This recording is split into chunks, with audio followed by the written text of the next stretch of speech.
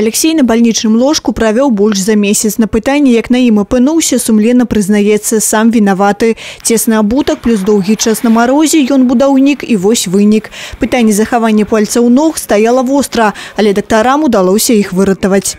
Сразу не обратил внимания, думал, что может ударил просто или прищемил где-то.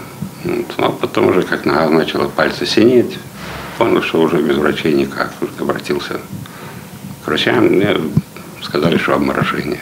Большое спасибо врачам, что они вообще мне ногу отстояли. Могли ампутировать.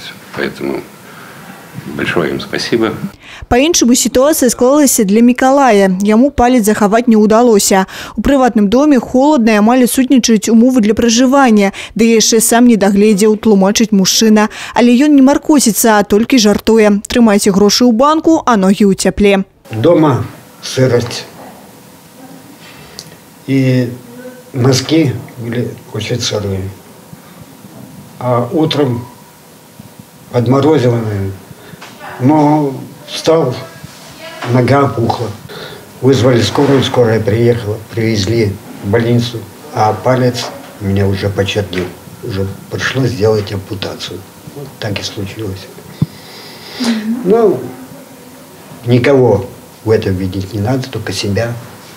За гэты зімовы сезон у апёкавым аддзяленні абласной больницы, а менавіта сюды направляюць самымі складанымі выпадкамі тэрмічных траўм, ужо пралечаны 4 чалавекі. Яшчэ 2 на гэты момант праходзяць рэабілітацыю. Сёлета пацыентаў з глыбокімі абмаражэннямі стала ўдвая больш, чым з павярхоўнымі, адзначаюць медыкі. Предрасполагающими факторами являются это метеорологические условия, низкая температура окружающей среды, высокая влажность, скорость ветра. Также это тесная обувь, холодная одежда не по условиям окружающей среды.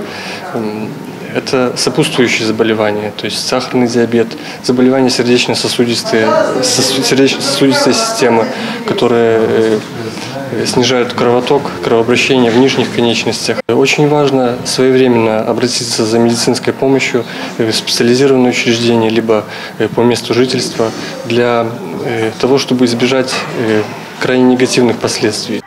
Штодзень у медустановы в области с холодовыми и гололедными травмами звяртаюцца больше за 40 человек. За студзень 2019 года по медицинскую дапамогу звярнуліся больше за 1000. З іх 294 – это дети. Большасць траўмаў, адзначаюць медыкі, вынік халадных адносін да сябе самих же людей. Неправильное адзенне и абутак. Грабаванне элементарными правилами паводзін пры гололедицы. Кристина Протасавецкая, Юрий Плинда, телерадиокомпания «Брест».